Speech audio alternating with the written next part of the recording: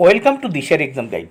প্রিয় অষ্টম শ্রেণীর পরীক্ষার্থী বন্ধুরা, তোমাদের জন্য এই ভিডিওটিতে আমি আলোচনা করতে চলেছি অষ্টম শ্রেণী অর্থাৎ ক্লাস 8-এর তৃতীয় পর্যায়ক্রমিক মূল্যায়নপত্র 2023। অর্থাৎ এই ভিডিওটিতে বাংলা বিষয়ের ফাইনাল প্রশ্ন সম্পূর্ণ উত্তরসহ আলোচনা করতে চলেছি, তাই ভিডিওটি অবশ্যই তোমাদের দেখতেই হবে। দেখো, বাংলা বিষয়ের প্রশ্নপত্র, পূর্ণমান 70, সময় 2 ঘন্টা 30 মিনিট, সময় 2 ঘন্টা 30 মিনিট অর্থাৎ 2.5 ঘন্টা। এবার দেখে নেওয়া যাক প্রথমেই এক দাগের প্রশ্নগুলো। বহু বিকল্প প্রশ্নের ঠিক উত্তরটি বেছে নিয়ে লেখো। 11টি প্রশ্নের উত্তর করতে হবে। দেখে নাও, 11 মার্ক, প্রত্যেকটি প্রশ্নের মান 1 করে। প্রথমে দেখে নেওয়া যাক 1 নম্বর প্রশ্ন ও তার উত্তর। লোকমান্য তিলক কারাবাস করলে যে গ্রন্থের আলোচনা লেখেন। দেখো, লোকমান্য তিলক কারাবাসকালে যে গ্রন্থের আলোচনা লেখেন তা হলো উত্তর গীতা। লোকমান্য তিলক কারাবাসকালে যে গ্রন্থের আলোচনা লেখেন তা হলো গীতা। প্রশ্ন নম্বর 2 দেখে নেওয়া যাক। 2 নম্বর প্রশ্ন ও তার উত্তর।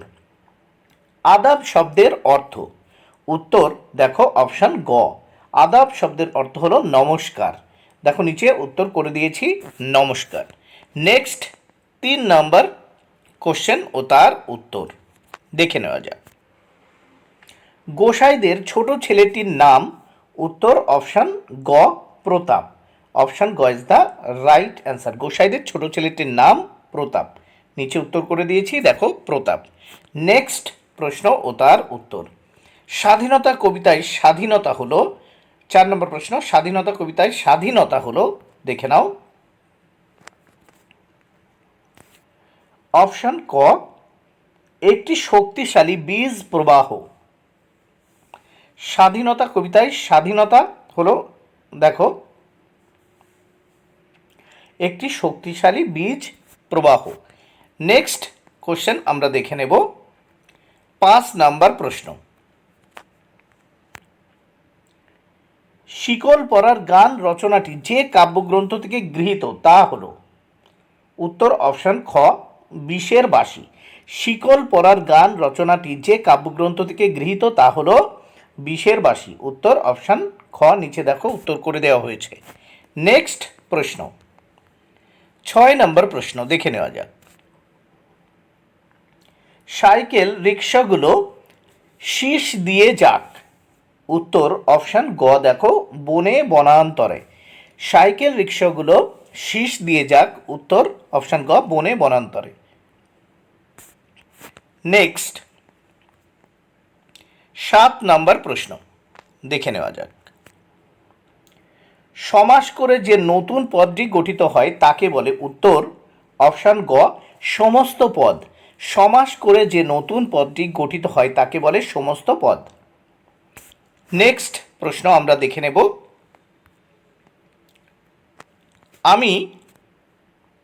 আমি বই পড়ি এই বাক্যের ক্রিয়া বিভক্তি হলো। উত্তর দেখো হর্ষই। হর্ষই হলো এই, দেখো হর্ষই হলো এই বাক্যের ক্রিয়া বিভক্তি। নিচে উত্তর করে দিয়েছি, অপশান গ is the right answer. Next question আমরা দেখব 9 নম্বর প্রশ্ন। সর্বনামের পূর্ণাঙ্গ রূপ ব্যবহৃত হয়। উত্তর অপশান ক, সাধু গদ্যে। সর্বনামের পূর্ণাঙ্গ রূপ ব্যবহৃত হয় সাধু গদ্যে। নেক্সট আমরা দেখে নেব 10 নম্বর প্রশ্ন দেখে নেওয়া যাক। খ এ চরে যে খেচর, এটি হলো। উত্তর হবে অপশান খ, আরোপ উপপদ তৎপুরুষ সমাস। খ এ চরে যে তাকে বলে খেচর, এটি হলো আরোপ উপপদ তৎপুরুষ সমাস। নিচে উত্তর করে দেওয়া হয়েছে। নেক্সট আমরা দেখে নেব 11 নম্বর প্রশ্ন। সে বই পড়তে থাকবে বাক্যটি হলো। উত্তর অপশান গ, ঘটমান ভবিষ্যৎ। সে বই পড়তে থাকবে, বাক্যটি হলো ঘটমান ভবিষ্যৎ। দেখো নিচে উত্তর করে দেয়া হয়েছে। নেক্সট কোশ্চেন আমরা দেখে নেব। 2 দাগে নিচের প্রশ্নগুলি একটি বাক্যে উত্তর দাও। এখানে 13টি প্রশ্নের উত্তর করতে হবে, 13 মার্ক। 2-1 প্রথমে, রঞ্জনকে সবাই যখন হন্যে হয়ে খুঁজছিল তখন রঞ্জন কোথায় ছিল? উত্তর দেখো, রঞ্জনকে সবাই যখন হন্যে হয়ে খুঁজছিল তখন রঞ্জন সিকিমের পেলিংয়ে মাউন্ট পান্ডিম হোটেলে ছিল। নেক্সট দেখে নেব 2-2, নাগরাজনের ছোট বোনের নাম কি? উত্তর, নাগরাজনের ছোট বোনের নাম কামাক্ষী। নেক্সট 3 নম্বর প্রশ্ন, 2-3, স্ত্রী পুরুষে বিস্তর পরামর্শ হইল। এখানে স্ত্রী পুরুষ কে কে? উত্তর, এখানে স্ত্রী পুরুষ বলতে শুভার পিতা ও মাতাকে বোঝানো হয়েছে। 2-4 নম্বর প্রশ্ন, ঘুম পাড়ানি মাসি পিসি কখন ছাড়া কাপড় কাচে? কখন ছাড়া কাপড় কাচে? উত্তর, ঘুম পাড়ানি মাসি পিসি খুব ভোরবেলায় ছাড়া কাপড় কাচে। নেক্সট 2-5 নম্বর প্রশ্ন, লোকটার ইহকাল পরকাল গেল, তা কিভাবে পেরিয়ে গেল? উত্তর, বাম দিকের বুক পকেটটা সামলাতে সামলাতে লোকটার ইহকাল পরকাল পেরিয়ে গেল। 6 নম্বর প্রশ্ন, কাজী নজরুল ইসলাম শিকল পরাকে ছল বলেছেন কেন? উত্তর, কাজী নজরুল ইসলাম শিকল পরাকে ছল বলেছেন ভারতবাসীর মন থেকে শিকল পরার ভীতি দূর করার জন্য। 7 নম্বর প্রশ্ন, বাক্যাশ্রয়ী সমাস কাকে বলে? উত্তর, বাক্য বা বাক্যাংশ যখন সমাসবদ্ধ পদ রূপে ব্যবহৃত হয় তখন তাকে বাক্যাশ্রয়ী সমাস বলে। 8 নম্বর প্রশ্ন, ভবিষ্যৎ অনুজ্ঞার উদাহরণ দাও একটি। উত্তর, আমরা আগামীকাল বেড়াতে যাব। নেক্সট 2-9 নম্বর প্রশ্ন, মান্য চলিত বাংলার সংজ্ঞা দাও।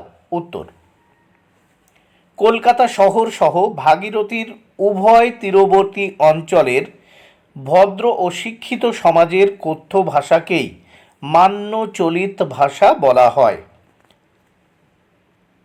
10 নম্বর প্রশ্ন, সাধু ও চলিতের একটি পার্থক্য লেখো।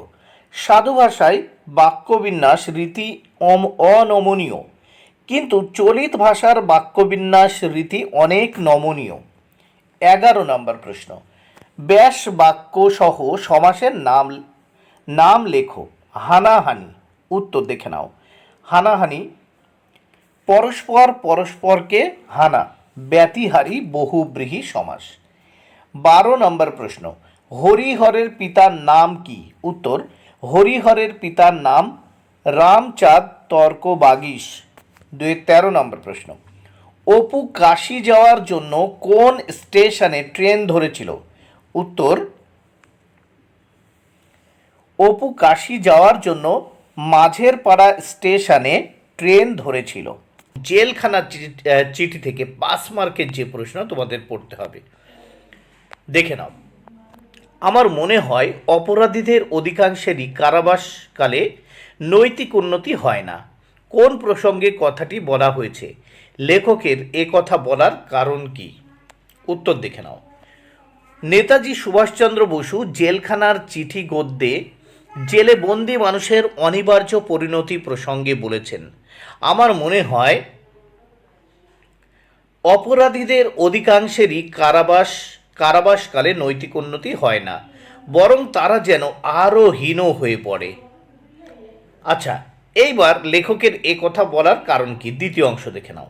আর এর কারণ সম্পর্কে তিনি জানান তার বিশ্বাস জেলখানার সমস্ত আবহাওয়া বন্দি মানুষকে বিকৃত ও অমানুষ করে তোলার উপযোগী। তিনি এই অবস্থা থেকে মুক্তির দিশাও দেখিয়েছেন। তিনি মনে করেন যে এই অবস্থা থেকে মুক্তির জন্য কারা শাসনের আমূল সংস্কার প্রয়োজন, আর সেই পদ্ধতি আমেরিকার ইউনাইটেড স্টেটসের মতো উন্নত দেশগুলির গৃহীত পদ্ধতি হওয়া উচিত। ভবিষ্যতে সুযোগ এলে তিনি তা করবেন বলেও পত্রে জানিয়েছেন। সবশেষে তিনি বলেন, অপরাধীকে নৈতিক উন্নতির জন্য সবার আগে দরকার একটি নতুন প্রাণ, সদর্থক মনোভাব ও সর্বোপরি তাদের প্রতি একটু দরদ, সহানুভূতি ও সহমর্মিতা। 2 নম্বর প্রশ্ন, আমার পক্ষে এর উত্তর দেওয়া সুকঠিন। কে কাকে কথা বলেছেন? কিসের উত্তর দেওয়ার কথা বলা হয়েছে? উত্তর, সুভাষচন্দ্র বসু তার বন্ধু দিলীপ কুমার রায়কে কথা বলেছেন। এবার কিসের উত্তর দেওয়ার কথা বলা হয়েছে দেখে নাও। নেতাজি দিলীপ কুমার রায়ের লেখা পড়ে অভিভূত। চিঠিটি সুভাষচন্দ্র বসুর হৃদয়কে গভীরভাবে নাড়িয়ে দিয়েছে। তার মনকে সেই চিঠি এতটাই স্পর্শ করেছে যে তিনি যেন নতুন এক চিন্তায় অনুপ্রাণিত হয়েছেন। দিলীপ কুমারের লেখায় তার মন এমন বিমোহিত হয়ে উঠেছে যে তার পক্ষে সে চিঠির উত্তর দেওয়া সুকঠিন। এমনকি তিনি এও জানেন যে তার চিঠি সেন্সর হয়ে প্রাপকের কাছে যাবে। তাতে নেতাজির ব্যক্তিমনের গভীর আবেগ ও বেদনা অনেকের সামনে চলে আসবে, যা তিনি কোনো দিন চাননি। তাই এই রকম চিঠি তার পক্ষে লেখা সম্ভব নয় বলেই তিনি বলেছেন, আমার পক্ষে এর উত্তর দেওয়া সুকঠিন। 3 নম্বর প্রশ্ন, জেলখানার চিঠিতে কারাবন্দী অবস্থাতেও দুঃখ, কাতর, হতাশাগ্রস্ত নয়, বরং আত্মবিশ্বাসী ও আশাবাদী নেতাজির পরিচয় ফুটে উঠেছে। আলোচনা করো। উত্তর, সুভাষচন্দ্র বসু মান্দালয় জেলে বন্দি জীবনযাপন করলেও চিঠির মধ্যে তার মানসিক অবস্থার অবনতির কথা কোথাও নেই। তিনি এখানে দুঃখে কাতর বা হতাশায় মগ্ন নন, বরং দেখা যায় খুব সহজ ও স্পষ্ট ভাষায় তিনি লিখেছেন কারা শাসনের সংস্কার প্রয়োজন। এছাড়া জেলের অভিজ্ঞতা নিয়ে তিনি বই লিখতে চান। তিনি মনে করেন দীর্ঘ কারাবাসে বা নির্জনতায় আধ্যাত্মিক উন্নতি হতে পারে। তিনি আশা করেন জেলের ভিতরে সাংস্কৃতিক অনুষ্ঠানাদি বন্দীদের জীবনে উৎকর্ষ সাধন করতে পারে। সর্বোপরি ভাবেন অশুপাতের ভিতর অনেক মহত্তর কর্ম লুকিয়ে আছে, অর্থাৎ বিনা দুঃখে অশ্রুপাতের ভিতর, বন্ধুরা এটা হবে অশ্রুপাতের ভিতর অনেক মহত্তর কর্ম লুকিয়ে আছে, অর্থাৎ বিনা দুঃখ কষ্টে মহৎ কিছু লাভ করা সম্ভব নয়।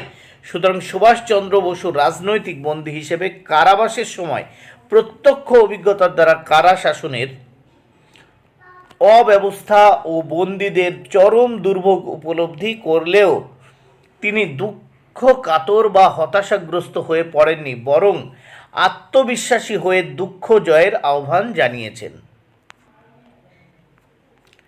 3 মার্কের প্রশ্ন এখান থেকে। মার্টারডম শব্দটির অর্থ কি? এই শব্দটি উল্লেখ করে বক্তা কি বক্তব্য রেখেছেন? মার্টারডম শব্দের অর্থ হলো আত্মবলিদান। অন্যভাবে বলা যায় রাজনৈতিক বিশ্বাসের জন্য বা মহৎ আদর্শের খাতিরে স্ব ইচ্ছায় প্রবল কষ্ট ভোগ করা। দ্বিতীয় অংশ, এই শব্দটির উল্লেখ করে বক্তা বলেছেন দিলীপ কুমার রায় তার কারাবাসকে আত্মবলিদানের সঙ্গে তুলনা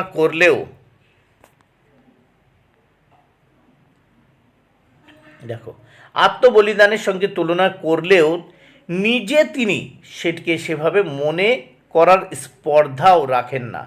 এটি তার কাছে বড় জোর একটা আদর্শ হতে পারে।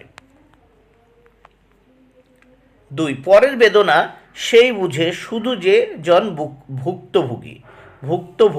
উদ্ধৃতিটির সমার্থক বাক্য পত্রটি থেকে খুঁজে নিয়ে লেখো। সেই বাক্যটি থেকে লেখকের কোন মানসিকতার পরিচয় পাও? উত্তর দেখে নাও। প্রথম অংশ, পাঠে উল্লিখিত আলোচ্য উদ্ধৃতিটির সমার্থক বাক্য হলো আমি যদি স্বয়ং কারাবাস না করতাম তাহলে একজন কারাবাসী বা অপরাধীকে ঠিক সহানুভূতির চোখে দেখতে পারতাম। দ্বিতীয় অংশ, ওপরের বাক্য থেকে সহজে অনুমান করা যায় নেতাজি কারাবন্দীদের প্রতি সহানুভূতিশীল। তিনি মনে করেন জেলখানা কেবল শাস্তিদানের জায়গা নয়, তা সংশোধনের স্থানও হওয়া উচিত। তাই তিনি দণ্ডপ্রাপ্ত অপরাধীদের সংশোধনের মধ্য দিয়ে সমাজ জীবনের মূল স্রোতে ফিরিয়ে আনার পক্ষপাতী। কিন্তু এদেশের কারাগারের যে শাসন প্রণালী তাতে বন্দীদের সুকোমল মানসবৃত্তির সম্পূর্ণ ধ্বংস হয়। লেখক তার সহানুভূতিশীল মন দিয়ে এগুলি উপলব্ধি করেন, সুতরাং এর থেকে বোঝা যায় তিনি দরদী ও অনুভূতিশীল মনের অধিকারী। 3, বন্দি দশায় মানুষের মনে শক্তি সঞ্চারিত হয় কিভাবে? উত্তর, নেতাজি সুভাষচন্দ্র বসু মনে করেন একটি দার্শনিক ভাব জেলে বন্দি মানুষের মনে শক্তি সঞ্চার করে। বন্দি অবস্থায় সব মানুষই তার জীবন ও জগৎ সম্পর্কে একটি স্বচ্ছ ধারণা লাভের চেষ্টা করে। যথেষ্ট সময় থাকার কারণে নিজের অন্তরের দিকে তাকানোর সুযোগ পেয়ে এবং যে কোনোভাবে মানসিক শান্তি ও স্বস্তি লাভের দার্শনিক চেতনায় উদ্বুদ্ধ হয়, আর সেটিই বন্দি মানুষের মনে শক্তির সঞ্চার করে। স্বাধীনতা থেকে 5 মার্কের যে প্রশ্নগুলো পড়তে হবে।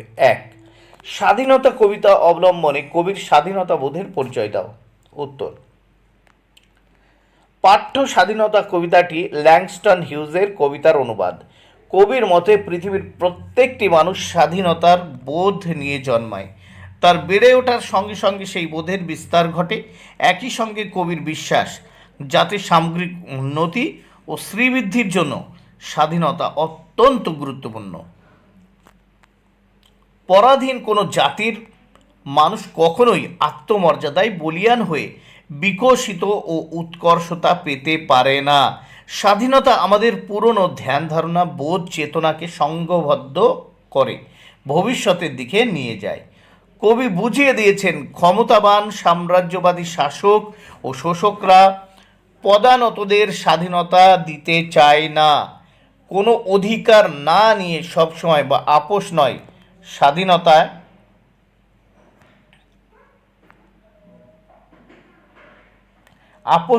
স্বাধীনতা পাওয়ায়।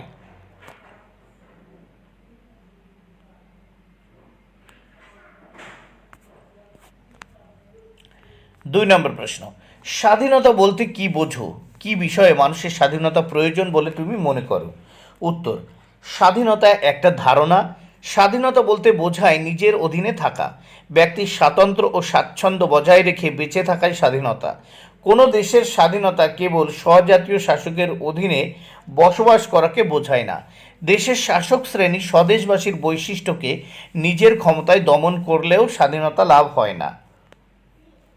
দ্বিতীয় অংশ, নানা বিষয়ে মানুষের স্বাধীনতা প্রয়োজন, যেমন বাক স্বাধীনতা, মত প্রকাশের স্বাধীনতা, চিন্তার স্বাধীনতা, ব্যক্তি স্বাধীনতা, ধর্মীয় স্বাধীনতা, অর্থনৈতিক স্বাধীনতা, লেখাপড়া, ব্যবসা বাণিজ্য ইত্যাদি বিষয়ের স্বাধীনতা প্রভৃতি। এছাড়া অন্ন, বস্ত্র, বাসস্থান ইত্যাদি মৌলিক চাহিদার ব্যাপারেও মানুষের স্বাধীনতা থাকা প্রয়োজন। আদাব থেকে 5 মার্কের যে প্রশ্নগুলো পড়তে হবে। 1, ভুলুম না ভাই এই রাতের কথা। কোন রাতের কথা বলা হয়েছে? আদাব গল্প অনুসরণে সেই ভয়াল রাতের সংক্ষিপ্ত বর্ণনা দাও। উত্তর, 1946 খ্রিস্টাব্দে সাম্প্রদায়িক দাঙ্গার পটভূমিতে লেখা সমরেশ বসুর আদাব গল্প থেকে এই পংক্তিটি উদ্ধৃত। এখানে হিন্দু সুতো মজুর আর মুসলমান নায়ের মাঝির দাঙ্গা বিধ্বস্ত একটি শহরে একটি ডাস্টবিনের আড়ালে আশ্রয় নেয়। কারণ কোনো মানুষ 144 ধারা আর কারফিউ জারি থাকার ফলে দলবদ্ধভাবে প্রকাশ্যে সন্ধেবেলায় বেরোতে পারছে না। কিন্তু গল্পে উল্লেখিত দুটি মানুষ আলাদা সম্প্রদায়ের হলেও তারা দুজনেই শ্রমজীবী এবং উভয়ই দুঃখ দারিদ্র্যের শিকার, দাঙ্গার শিকার। তাই তারা পরস্পরের প্রতি সহানুভূতিশীল, পরস্পরের সহমর্মী। সেজন্য মৃত্যু বিভীষিকাময় শহরের মধ্যে থেকে মাঝি 7-8 দিন পর নিজের বাড়ি যেতে চায়, কিন্তু সুতো মজুর তার বিপদের কথা ভেবে বারবার বাধা দেয়। তার এই ব্যবহারের পরিপ্রেক্ষিতে মাঝি তাকে জানায় সে এই রাতের কথা ভুলবে না।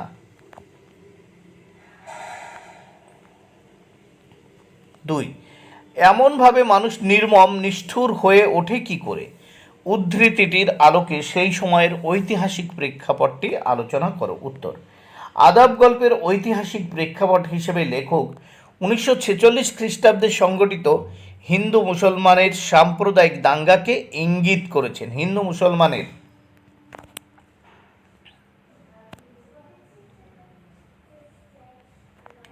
সাম্প্রদায়িক দাঙ্গাকে ইঙ্গিত করেছেন। 1947 খ্রিস্টাব্দের 10ই আগস্ট ব্রিটিশ রাজের অবসানের পর ভারত দ্বিখণ্ডিত স্বাধীনতা পায়। সাম্প্রদায়িক রাজনীতির বীজ ভারতবর্ষ পাকিস্তান ও পূর্ব পাকিস্তানে বিভক্ত করে। ব্রিটিশ সরকার এই দেশের হিন্দু মুসলিম সম্প্রদায়ের মধ্যে যে বিভাজন তৈরি করেছিল তার পরিণতি 1946 খ্রিস্টাব্দের সাম্প্রদায়িক দাঙ্গা। শহরে তখন 144 ধারা আর কারফিউ জারি হয়েছে, যার ফলে দলবদ্ধভাবে কোথাও ঘোরাঘুরি করা যাবে না কিংবা নির্দিষ্ট সময় ছাড়া বাড়ি থেকে রাস্তায় বেরোনো যাবে না। সব সময় চলছে মিলিটারি টহল, কিন্তু তার মধ্যেই কোনো জায়গা থেকে ভেসে আসছে গোলাগুলির শব্দ, শোরগোল, কারণ হিন্দু ও মুসলমানের মধ্যে দাঙ্গা বেঁধেছে। যে যাকে পারে হত্যা করছে, গুপ্ত ঘাতকের দল ছড়িয়ে আছে চারিদিকে, সুযোগ পেলেই তারা পরস্পরকে হত্যা করতে উদ্যত। অথচ হাটে বাজারে মানুষের মধ্যে কত হাসাহাসি, কথোপকথন, আর তারপরেই সবাই মেতে ওঠে এমন নির্মম নিষ্ঠুর হত্যাকাণ্ডে। 3. হিন্দু মুসলমান সম্প্রীতির আবহ আদাব গল্পে কিভাবে রচিত হয়েছে তা বিশ্লেষণ করো। উত্তর: আদাব গল্পে হিন্দু মুসলমানের মধ্যে যে সম্প্রীতির আবহ পরিবেশ রচিত হয়েছে তা বিশেষভাবে চোখে পড়ার মতো। যেমন ডাস্টবিনের ধারে সদ্য পরিচিত দুই ভিন্ন ধর্মী মানুষ একসঙ্গে বিড়ি খায়, সুখ দুঃখের কথা বলে। বিশেষ করে দাঙ্গার ফলে মুসলমান নায়ের মাঝি বলে তার নৌকা হারানোর কথা, আর সুতমজুর জানায় তার বোনের বিধবা হওয়ার কথা। তারা বুঝতে পারে না মানুষ এত নির্মম হয় কি করে। এইভাবে তারা শহরের গলি খুঁজিতে লুকোয়, পরস্পরকে পালিয়ে যেতে সাহায্য করে। সুতমজুর মাঝির পরিবারের কথা ভাবে, আর আবার তার মৃত্যুতে বেদনাহতও হয়ে ওঠে। এমনকি মাঝির ভাই সম্ভাষণও বুঝিয়ে দেয় গল্পে তাদের পারস্পরিক নির্ভরতা। বন্ধুরা, ভিডিওটি ভালো লাগলে অবশ্যই লাইক, কমেন্ট ও শেয়ার করুন।